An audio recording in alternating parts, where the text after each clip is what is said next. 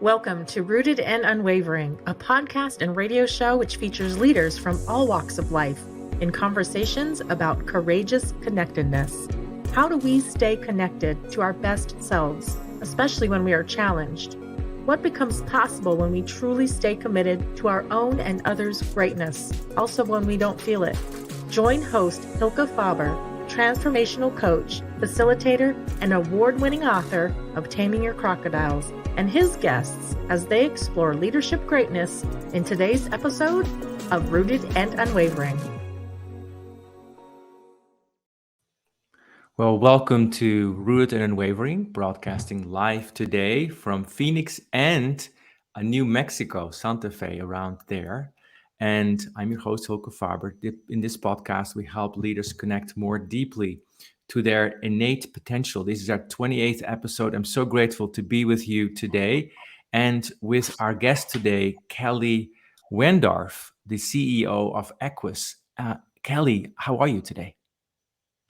Hi, Hilke. So great to be here. Life is good. Life is very good. I arrive here feeling bright and happy. So happy to be here with you and for sharing that with us today. Before I say more about Kelly, I'm going to say a little bit more about this podcast to help us orient into this conversation. So, Rooted and Unwavering is a series of conversations where we listen to leaders from all walks of life about how we stay connected to what's true about ourselves. What you could say helps us be taller on the inside, which helps us to withstand or maybe even transform those things that seem challenging. So that's what we're going to be working on and have been working on in Rooted and Unwavering. Yesterday evening, I have to share this. I went for the first time in my life to a pop concert, and my inaugural debut was with Beyonce. And I was so impressed by her and by being in this big room, stadium with 80,000 people. And I remember thinking that what would it be like if all of us could sit more taller in our seat, if we could be more connected to what's true about us, if we could be more kind. And I felt some of that. And that potential inspires me every day. And I'm very grateful to be here today with Kelly, who I already said is the CEO of Equus, which means in Latin horse. Kelly lives on a horse ranch. And besides being a quote unquote farmer, she is a renowned master coach, published author, spiritual mentor, and socially responsible entrepreneur. She has stayed in nature and also in her life spent a lot of time during her formative years immersed in the natural and ancient world, which then translates into how Kelly experiences the world, that how she is in the world and how she helps people and herself. She has a profound ability to connect with the forces within people and nature and moments. And this helps her to help the unlock potential, unlock the untapped potential in people and unveil hidden gifts within individuals and organizations. And she helps people to go from, you could say, traditional problem-solving approaches to something that becomes a new paradigm, maybe a brighter paradigm that is filled with new perspective. So in this conversation, we're going to hear more from her. And when I think about Kelly, I think about a woman and leader who is so deeply courageous by forging her own path in this life and being committed to living that in all levels of life, all the way to choosing to live on a ranch, which I understand comes with all kinds of things that need taken care of. So welcome to our guest today, Kelly Wendorf. Kelly, how are you today? And can you tell us more about being connected to yourself and what you've learned about this in your life? Thank you so much, Hilke. What a generous introduction. Just fills my heart to be seen. It's such a beautiful thing to be seen. Well, I think where I'd like to start with the journey of connection is where the seed of my inquiry about connection started. Because, the word connection is a really big word. What do we mean when we say connection? Connection to what? And even when we say connection to something, ourselves, our heart, the land, our place, what does that mean exactly? How you might define being connected to our true selves might be very different than how I define it, or somebody in the south of the United States may define it, or somebody in Spain may define it. So it's a powerful inquiry. It's a powerful journey, the journey of connection. And where it started for me was when I was about 7 years old, in second grade. My father is an archaeologist. He ran the Laboratory of Anthropology here in Santa Fe, New Mexico. He was on Leakey's team to find Lucy. Her name was Lucy, which was a skull that represented sort of the missing link, the air quotes missing link of our evolution. So he was a pretty celebrated man and scientist, and he was really dedicated to his work, which meant that the only time I could see him was if I was out in the field with him.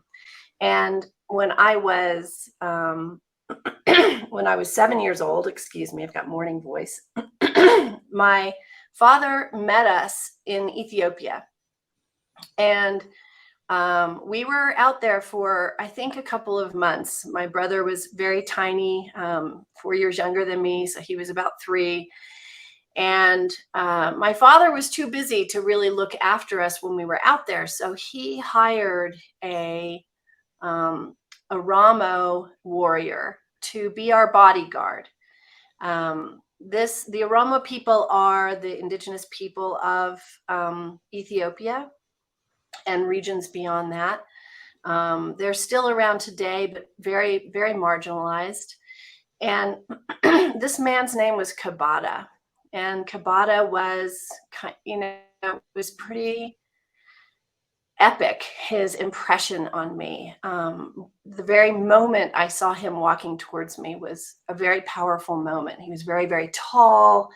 He had, this little cloth and kind of a robe, a sort of blanket slung over his shoulder. He had one earring in his left ear, and very, very powerful human being. He was barefoot. And I had come from the United States. I had never seen anything like this kind of human being before. And it was cinematic almost as he approached me. And he didn't speak English, but his job was to protect myself and my brother from baboons and from kidnappers, because there was a lot of political unrest at the time in Ethiopia. And we stood out like a sore thumb with 2 little white blonde kids. So Kabata was our companion. And he really became my companion, because I think my brother stayed closer to my mother at the time. And Kabata's job was to play with me, have tea parties with me and my teddy bear. He thought his job was to protect me, but really his job was to be my close companion. We had to play ranches, we had to play horses, we had to play cowboys and Indians, whatever. He had to be there. And all of this done without language. And we became very close. And the last day that I was there, he was waiting for me on the front porch. We were supposed to get up very early and take the flight out from Ethiopia.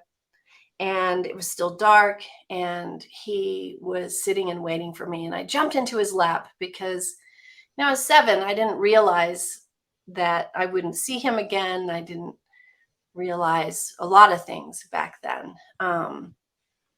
And he wasn't his usual kind of jovial self. And I kind of was like, what is this? And I'm pulling away from him to look, put my little hands on his face and what's happening. And he's crying. It was a very powerful moment. I had never seen a man cry. I had never felt the kind of unconditional sense of belonging that he embodied with me. Because he was indigenous and part of another kind of a whole other paradigm, a paradigm that is embedded in connection to place, connection to each other, connection to self, connection to spirit, connection to all the animals and plants and trees. All of this is embodied in Kabbalah. And, I didn't realize it at the time because I was too small, but our interaction was downloading into my little body brain a different way of living in the world. I was literally, my neural networks were being informed by a way of being that was not a part of contemporary colonized culture. And so in that moment where he's crying and he is feeling the rip of our connection because he knows I'll be leaving, it was a little bit like, this sort of epic moment in the Matrix where Morpheus meets Neo for the first time and he offers Neo the red pill or the blue pill. I forget which one's which, but you can take this blue pill and see the truth, or you can take this red pill and live as you have and never know the truth. And Neo, of course, takes the blue pill and everything kind of unfolds. It was like that for my psyche in that moment. I could have somehow, my little spirit could have chosen to not know what modern humanity was missing. I could have chosen that. It could have been just another memory, another whatever, and I could have moved on. But somehow my spirit chose to take the blue pill and see. Again, this was not conscious at that moment, but very clear to me as I've reflected over the last decades. I could see, there's another way that humanity was intended to live. So you spoke earlier about a new paradigm that I've had courage to live into, but it's a very old paradigm. It's our birthright, and it's the paradigm of connection. That connection is intrinsic and a part of our DNA and a part of who we are and a part of how we're supposed to live. And that has been split from us through colonization. And when I say colonization, I don't mean kind of geopolitical, the British come and take over a country. I don't mean that. That's a very, very limited definition of colonization. I mean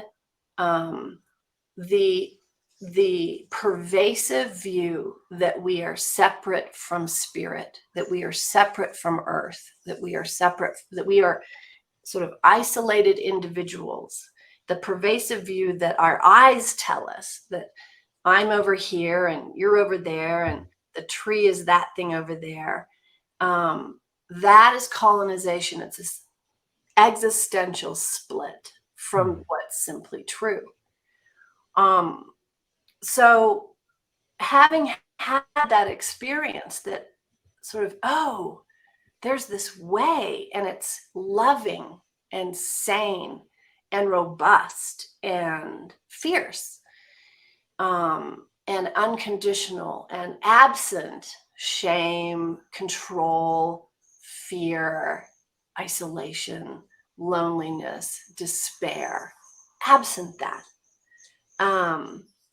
it kind of put a crack in my psyche that haunted me from that moment forward. And it's that crack that drove me into my adulthood to really look at, well, what is this connection and why does everything feel like it doesn't quite fit? And what is this sort of subtle malaise that is there every day that just has to do with surviving modern life. And can we get back to it? Can we reinstill our nervous system with this natural old paradigm? If it was there before and it was natural to us and we lived that way, then most likely we can remember who that was, how we lived that. We could remember it. And so really my work is about helping people to remember. And when I use the word remember, it's not just like remember in our brains, because we don't even have, it's so far away, 6,000 years ago, or when some of the kind of entrenched thinking around separation started to take hold. So we don't remember, but it's in our DNA somewhere. So when I say remember, it's more about embodiment. And I think one of the reasons why this concert you went to last night was so powerful is you have this felt embodied sense of our collective and how powerful that is. And so it's really about, my work is about identifying this sense of disconnection and helping to bridge and remedy that through different embodiment practices. So I've said a lot, but Thank you, Kelly. Thank you for that. Thank you for that. I hear Kabade, you say? Kabada. Kabada. I sense him here with us today. I sense him here, and as you're speaking, Yes. he may be smiling, but you probably feel more. I feel he's smiling. Say more about the work of remembering. And it's interesting as you talked about that, because when I heard you say remember, what struck me is there's like all members of our nervous system, all members of our being that are being reunited, reconnected, plugged in, you could say. And yes, that is part of the experience that I had last night at this concert with Beyonce and when I walk in nature. So I'd like you to talk a bit more, Kelly, about your journey of remembering and forgetting, because it seems to be that way. So tell us a little bit about your journey of remembering and forgetting and remembering and that. Can you tell us about that? Yes. And I love that you say forgetting. I just love that, because the fact that you ask about forgetting says to me that your brain is already very decolonized, because you embrace the fact that forgetting is part of the remembering. A decolonized brains can hold paradoxes and seeming contradictions and doesn't have this thing about right, wrong, good, bad. So I just love the forgetting question. Thank you. And I will get to that. And I also love that you talk about remembering in the audience. Yes, because like members, so, and I had never thought about that before. So remembering to me is, well, first of all, think about dismemberment, right? So when someone is dismembered, they are actually, their heads are cut off, their arms are cut off, they're disemboweled. We have this long history of dismemberment that took place, during this 6,000 year arc. Some of it quite literally, right? When we as a species started to have war with and take over other peoples. So there was dismemberment, but there was also dismemberment, splitting up of communities, people feeling disconnected from their spirit, from land, from place, from family. So dismemberment can be looked at as something very literal, like what we see with, police brutality and all these sort of symptoms we're seeing now. But it can also be seen as metaphorical, like, all these other ways that we are dismembered. So, so for me, the remembering, for my personal journey of remembering, there had to be a forgetting. It was very much a part of the journey. Why that is, I'm not altogether sure. one could argue that we were never meant to forget in the first place, like Kabbalah. But life is always evolving and growing and transforming and changing. And so maybe there is a part of this evolutionary cycle that we're on that is that the forgetting makes the remembering a stronger membership to connection. I don't know, but that's what I would suspect. So, 7 years old, fly back to the States, back to racism, back to sexism, back to misogyny, back to, violent practices of parenting, right? Just back to everyday life in America, back to power over paradigms, which is everywhere. It's in our schools, our institutions, everything. The Kabbalah's paradigm was power with. And I had an anchor, and the only anchor I had at that time was with my horses and nature. I was a super geeky kid who made forts and loved animals. I didn't like dolls. I didn't want to babysit. I wanted to walk the dogs. It was nature, nature, nature. So I was naturally anchored to something that resonated with what Kabbalah sort of brought into my body. And I would argue that my love of that before I met him made me more resonant to and receptive to what he had to offer me. So the anchor never left when I look back, but the losing happened. And, as a kid, you try to fit in, you betray yourself so that you can fit in. There's this polarity between belonging to oneself and belonging to the world. And in our society, it always feels like you have to choose. Either I belong to myself at the risk of losing everyone in my life, or I belong to everybody else and have to lose myself in order to belong.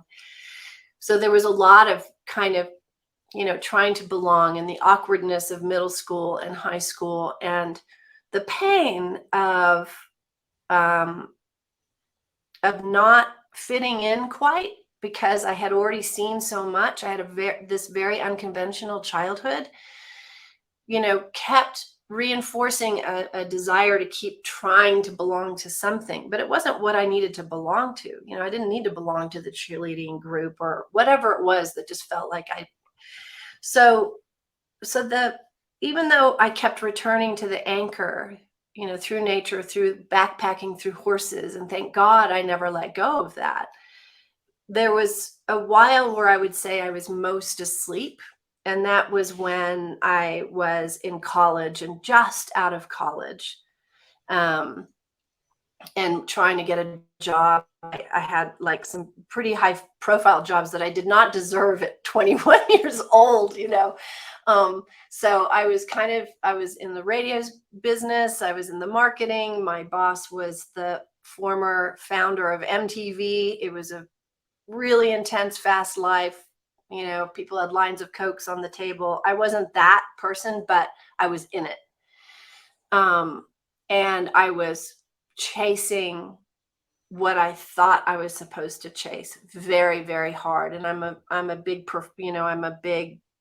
type A personality. So I was just going to make it work. So 23 years old, in an corner office with a view of downtown, driving a fancy car, making a lot of money for what felt like a lot of money at that time. And, cocktails on Thursday night. I was just gone. I was just lost in all the trappings of what contemporary life offers. And there was a night I was working really late. And at that time I didn't have my horses anymore. I'd left my family ranch. So I was in the city. I was disconnected from nature. I think my only anchor at that time was a cat, and then I went running every day.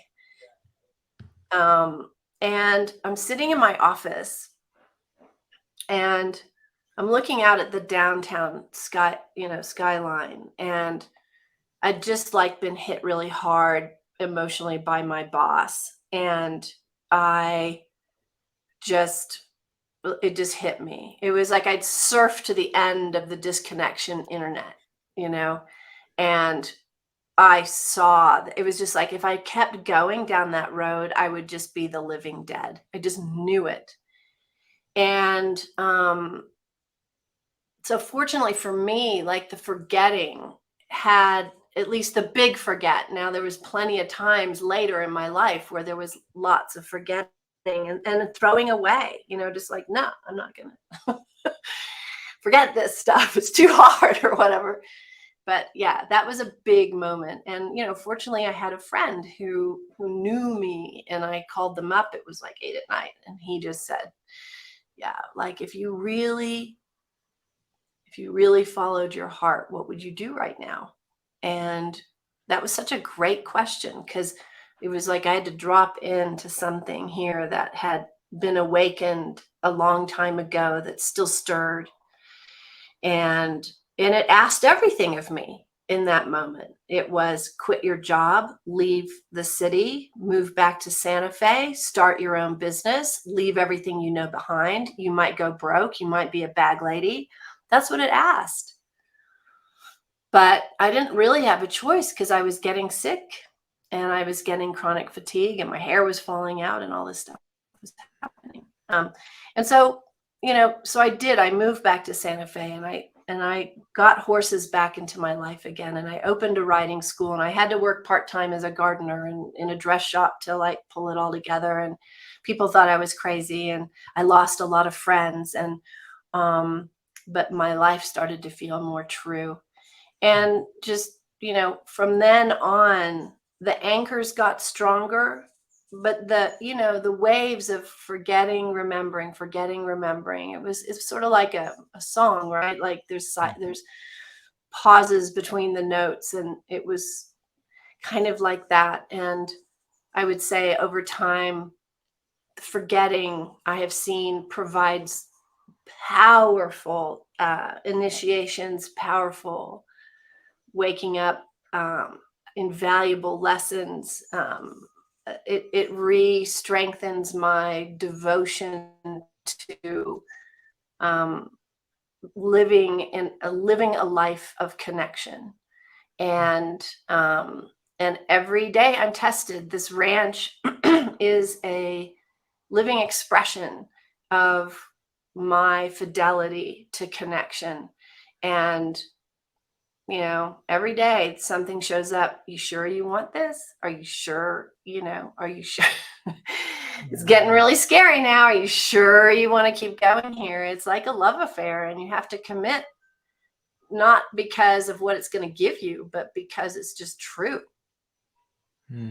Not because what it's going to give you, but just because it is true. What's true? Yes. What you want in your heart.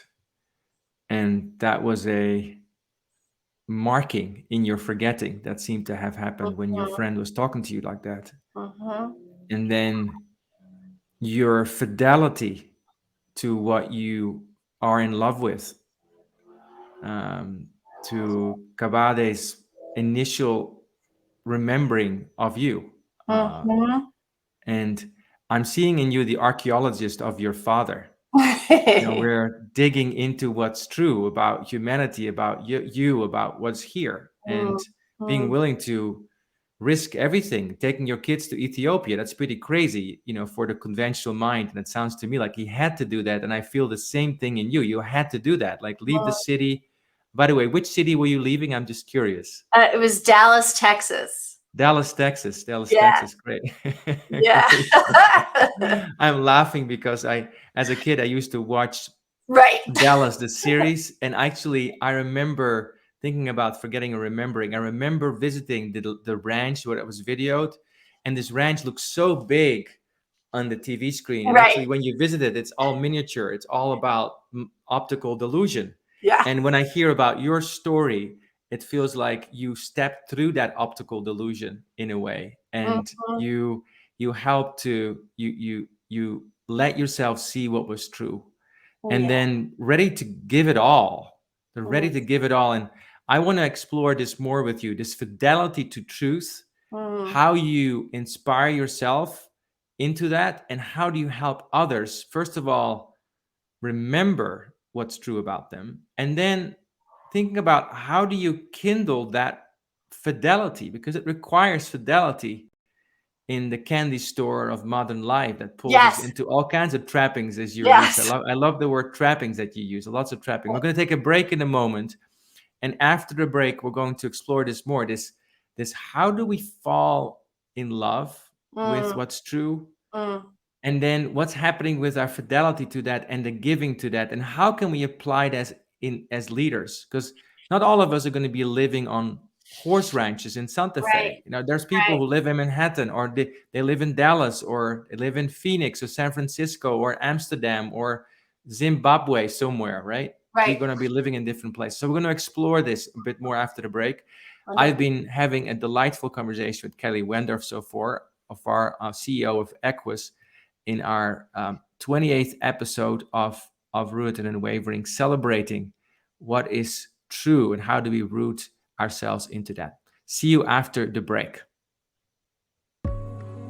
You are listening to Rooted and Unwavering, presented by Growth Leaders Network, the leadership, team, and culture development company. If you would like to learn more about working on connectedness for yourself, your team, or organization, please contact Growth Leaders Network on LinkedIn. And now, back to the show. Back to Rooted and Unwavering. I'm speaking to Kelly Wendorf, the CEO of Equus, which is my view, a wisdom company, company that helps you to connect more to what's true about you through nature and all kinds of other modalities, and not in the least Kelly's wisdom in itself and the people that she brings with her team. So Kelly, you're telling us about this falling in love with truth. So how does that happen because you've worked with so many people over the years? How does that happen? And then how do you develop fidelity to that? Okay, great question. And please keep me on track, Hilke, because there's just so many places we could go together. And I just am so appreciating the depth of this conversation that, it just shows how much beautiful space you hold. So thank you. Earlier I had said you have to fall in love with truth, connectedness, however you call this, one calls this, for its own sake. So one of the outreaches of colonization, if that's a word to use, the outreach, I mean, one of the ways that colonization has taken root is in the spiritual New Age. I call it the spiritual New Age industrial complex because it's become such a thing. And there's a whole ton of pundits out there pushing a lot of stuff, and money's involved. And when often in these circles, people talk about following your heart or living your truth and all this so that you get something. Live in your truth so that you get ... And it's misleading. It's powerfully misleading because it implies that if you follow your truth, if you live in your heart, it's fluffy and it's sort of like shiny, happy people, rainbows, unicorns. It's all going to work out okay. My experience is that there's this wonderful Rumi poem about God finally having enough of you and just dragging you around by your hair. Do you remember which one I'm talking about? It's just, I love it. Because sometimes he gets tired of speaking sweetly, and he does just knock you around his room and drag you around by your hair and test you and make you lose everything. And my experience is that the more we commit to this life, the more it asks of us. And so you have to change. A fundamental egoic structure has to shift from what am I going to get from following this path of truth to what do I need to fall in love with? Because when I fall in love with something, I'll do anything to make it work, right? I'll do anything for my children. I'll do anything for my dogs. I'll do anything for my beloved, and I'll look at my shortcomings, and I'll do scary and hard things, and I'll take leaps, and I'll do reckless things. I'll do all kinds of things because my heart requires that to be so. And that could take me into some pretty crazy places that may even be dangerous at times, or hard, or scary, or dark, because that's what love requires. But because it's love, I'm going to follow it, and I trust it, right? So I think that fidelity is gained so I use the word fidelity very deliberately, because fidelity has that association of the beloved. And it's, for me, it's all one. The beloved, consciousness, spirit, whatever, the beloved, it's all here and serving that. If I could be, for people, the people I serve and work with, if I could be their Kabata, and I've never said this before, but if I could be their Kabata, if I could walk towards them barefooted, metaphorically speaking, barefooted, this sort of like beautiful fabric thrown over my shoulder, just this whole, like, to break the trance and show them another world, show them another way, then that is my life's work. Because I trust that once I just do that, just show them, like, look, red pill, blue pill. That's, this weird, crazy, sad, despairing, disconnected, not quite right feeling that you have every day, no matter how successful you are, is because what you're seeing is not true. All these stories, all these narratives about who you're supposed to be and how you're supposed to live and how it's supposed to look and what it means to be a man or a woman or anything in between, all these, these are lies. And it's a trance. And freedom lies in waking up from that trance and seeing. And so nature is my greatest ally, my greatest guide and co-facilitator, because if I can create the right conditions, people just, without even realizing that that's what they're looking for. I wasn't looking for Kabata. They all of the horses and the nature and the silence here and the confluence of cultures that are here and the ancient traditional peoples that live and work here kind of fly under the neocortex of the brain, that part of the brain that's like, oh, this is just like nature and woo-woo and blah, blah, and it's not for me, and this is stupid, and it has nothing to do with leadership development and culture creation. It just flies under there and pierces. And I know the moment when it happens. It's like a pot that gets broken. And I know that the moment that pot is broken, it can't be put back together again. And they may spend, just like me, the better part of their life forgetting, remembering, but they will never, ever fully forget.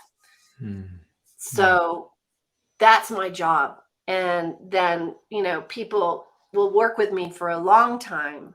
And, the first moment is sort of cracking the pot. The rest is how to remember and how to hold with grace the forgetting. I'm not there as a coach to be like, oh, you forgot your fidelity, you forgot your accountability, you forgot to, set this boundary with this person, because that finger thingy is the colonization.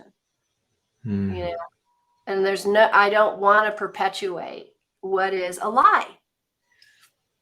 So my job is to hold the forgetting and the remembering and run alongside and have the courage to be with folks when they are forgetting and be in that forget space and the darkness that's associated, or the temporary elation when one forgets. Oh, it really does feel good to be reunited with my alcoholic husband, that it's also so important. Whatever their journey is in that forgettingness is also holy. So, Thank you for that. I am struck by the breaking of the pot, and then you can never put the shells back together. And what I'd like you to speak more about is this: not everybody gets to go to Ethiopia and meet Kabare or Ikebana, right? Not everybody gets to go to Santa Fe and spend time with horses and be in a very powerful, natural, cosmic spot, you could say. mm, You know, mm, mm, there's I think 8 billion of us. Some of us will be in our whatever we are for the rest of our lives. So, what is that sense? How would you describe that sense of being true to yourself? Because you experienced it, interestingly, when you were in Dallas, sitting in that yes, office, right? yes. So, what happens within a person when that happens? Yeah. When the pot breaks, what When happens? the pot breaks, right. And just as importantly, what are the conditions that need to be in place that happens, right?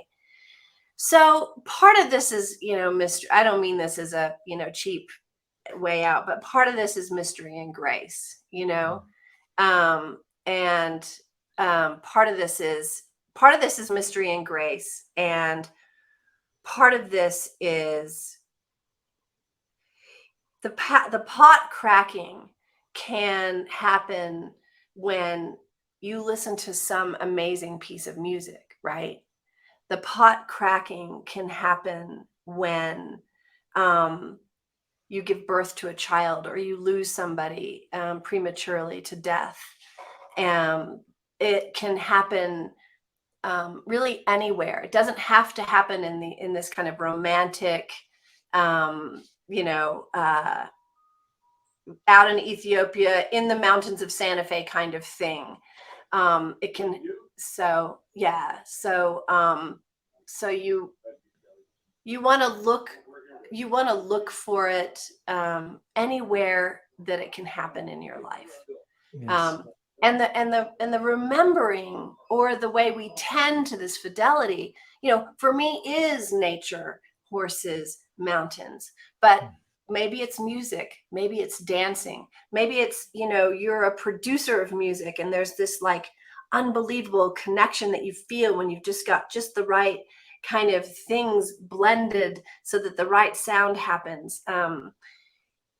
Making an amazing business can be that kind of experience. So it is unconditional. It's an equal opportunity employer. That's lovely. I love that. I love It totally is. Equal opportunity employer. I want to go a little deeper into the requirements of the heart, but before we do that, I'm curious about this word colonization. Because I heard you use it several times, and you very so eloquently described how it's not the geopolitical colonization that we think about when one country takes over another, or one culture maybe takes over another. What is it that you are speaking of, and why do you use the word colonization? Because I have a sense there's a deep meaning behind it that probably is helpful for us to hear. It's an attempt that I'm making to articulate the trance that we are under right now. And it's very hard to articulate because the colonized mind doesn't see itself, because it's the soup we swim in, it's the waters we swim in, so we don't see them. Colonization kind of found its birthplace when and there's a few theories about this that are interesting. Okay, so one theory is that there was a point in human history when a lot of natural disasters happened, and it created a traumatic schism between humans and nature. And this makes sense to me. Plus, it's a very compassionate kind of viewpoint, you can imagine, like, you are worshiping Mother Nature, you're worshiping Mother Earth, you honor Mother Earth, you honor your connection, and then a tsunami wipes out your whole village, or a volcano, wipes out your whole society. Well, suddenly we're not feeling so connected to Mother Nature so much anymore. And that, I think, is probably one of the more viable explanations, that through that trauma, through that collective trauma, we started to see ourselves as separate from nature, and separate from a scary god that could smote you or smite you, and that we had to control nature, and we had to worship God so that they didn't do that to us again. That is so understandable. No wonder we got lost collectively. The power over paradigm, which is also colonization, wants to have control over things it can't control. And it's very fear-based. And so I use this term power over and colonization a little bit interchangeably to say that, about 6,000 years ago, we were traumatized. We became afraid. And in becoming afraid, we separated from everything that we were connected to. And that separation perpetuated itself for thousands of years. And the form of that separation shows up in parenting, in medical practices, in how we treat minorities and people who are weaker than us, how we treat women, right, wrong, good, bad, shame, judgment. All of that is kind of the big soup of colonization. When you find yourself saying, I should, even that word should is a colonized mind using the word should to assert that you need to do something or else you're bad, or else whatever. Anytime you find yourself judging yourself, anytime you find yourself othering in some way, because as the world evolved, we had the power with, then we had some collective trauma incident, then we have power over. Now we have power with and power over.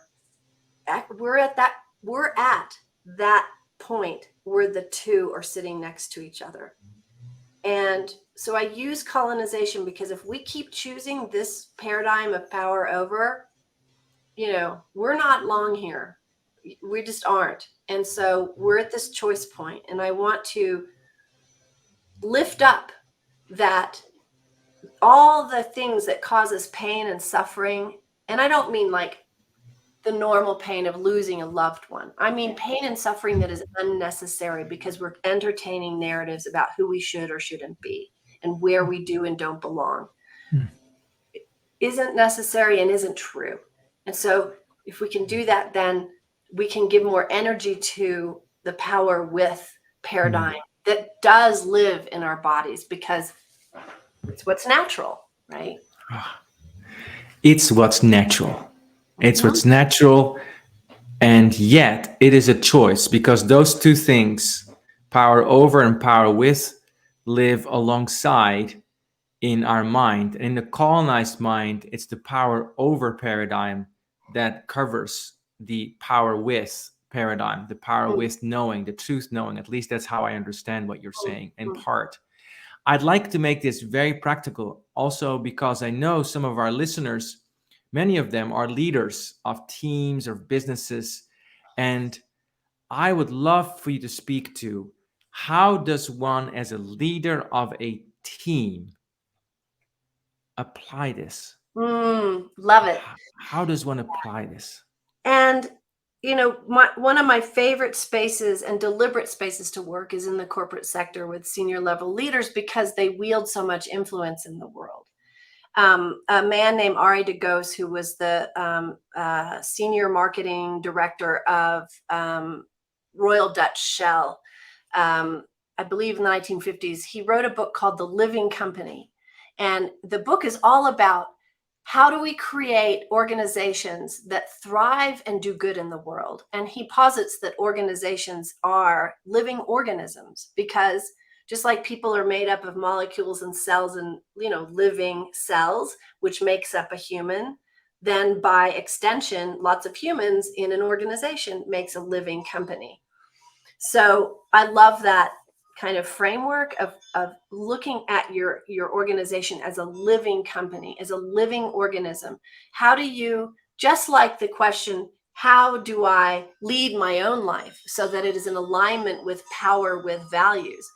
It's how do I create conditions for my company so that it is living into power with values? One of the key places is to redefine leadership. So leadership, as it's been defined by our colonized culture, tends to be a very power over. Whether we say it is or isn't, it very much is through that framework, because that's what we've been taught.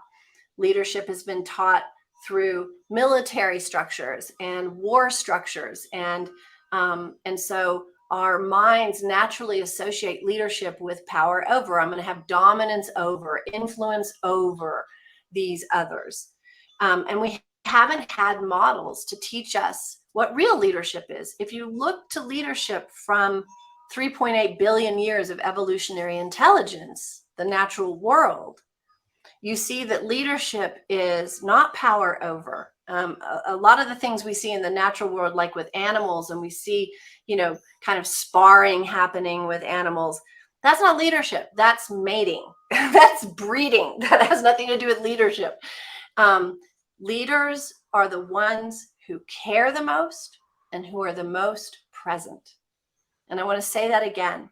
When you look in the natural world, you see that the leaders, the real leader of the herd, of the clan, of the flock, of the whatever, is the one who cares the most and who is the most present. Mm-hmm. So imagine if we selected our leaders based on that criteria, right? Instead of whatever, charisma, power, dominance, the ability to influence others in that way. So leadership is a servant position. And so when we have the privilege of working with senior level leaders here at the ranch, they get to do a form of what we call biomimicry, which is a newly emerging field, which very simply means looking to nature's intelligence to inspire innovative thinking for the problems that we face today. So it's great to look to humans to see how they do things, but we're the newbies on the planet. We have not been around very long compared to 56 million years of the horse herd, one of the most successful mammals on the planet. Why are they so successful? Because of how they lead. 3.8 billion years of evolutionary intelligence. Why is it so successful? Why does it endure in spite of all the things we do to it? Because of the way it's organized, because of the way it works in the world. Species who operate in mutualisms survive far longer and better than species who compete. So let's look to the older teachers. Let's look to nature. Let's look to a horse herd. Let's look to bee colonies and ant colonies. How do they do it? And this is what we do with senior level execs, is give them an experience remembering of how it can be different and how successful it is, and then help them to translate that into practical applications. And some of those practical applications are around finding mindsets that support power with paradigms. Mindsets like, victim player and knower learner and impact versus intention and feel all feelings. Like there's a lot of different mindsets that are easily digestible in the corporate sector that aren't quite so sort of out there mystical, but really like, how do you show up every day in a space of you and I are the same and we belong in this space together. And if I relate to you in my company as a connected whole, how does that shape my speech? How does that shape my commitments to you? How does that shape the culture I want to create in my company? That kind of stuff.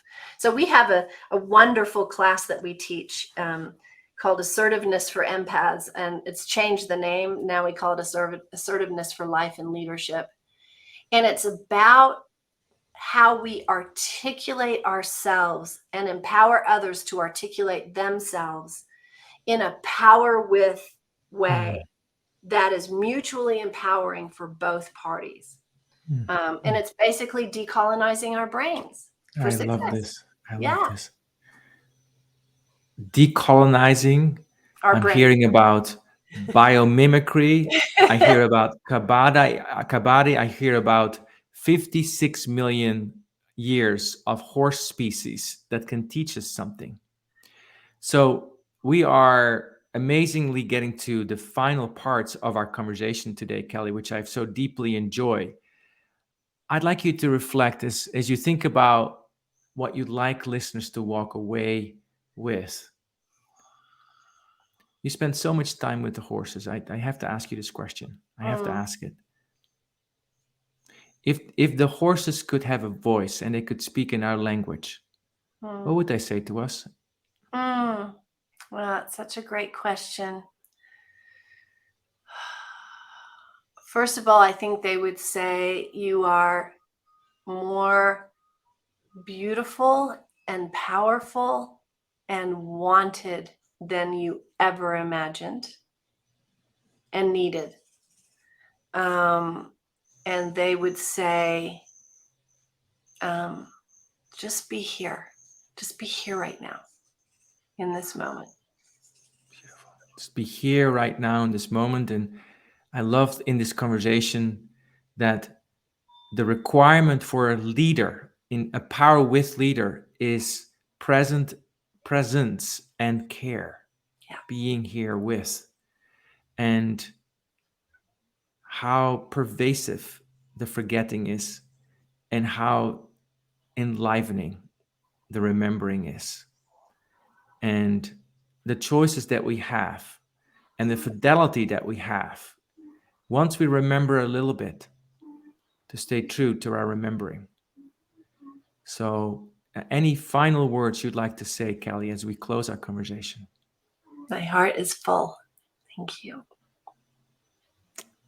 Thank you so much, Kelly. We've been speaking to Kelly Wendorf. She's the CEO, I can tell, a very present and caring leader of Equus. And we've been learning from her and with her about power with, and how do we stand in that connectedness that comes when we align with what is true, which can also be described as being in power with, Next time, we'll continue this conversation with another amazing guest, just like Kelly is an amazing guest, Matt Oppenheimer. He's the CEO of Remitly, the remittance provider, a person that is very loyal, has been very loyal to his heart, to that question about what is it that you want to live in this world. He's created, and now a NASDAQ listed company about that lives very deep values. So we'll talk more about power within this next episode. If you want to learn more about Rooted and Unwavering, you can find us, of course, in all the places where people listen to Apple, to podcasts like Apple and Spotify and places like that. And of course, also on LinkedIn.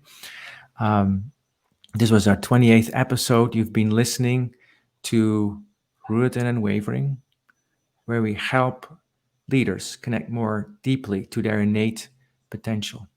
I'm your host, Hilke Faber, and see you next time. Thank you.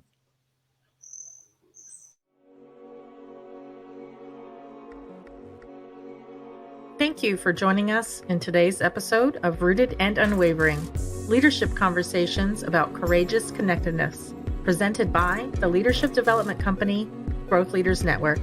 To learn more, subscribe to this podcast, connect with Growth Leaders Network and Hilke Faber on LinkedIn, or read Hilke's award-winning book, Taming Your Crocodiles. Now take a moment and appreciate something that is great about you. Celebrate the gift that you are and enjoy connecting more deeply to your best self today. See you next time on Rooted and Unwavering.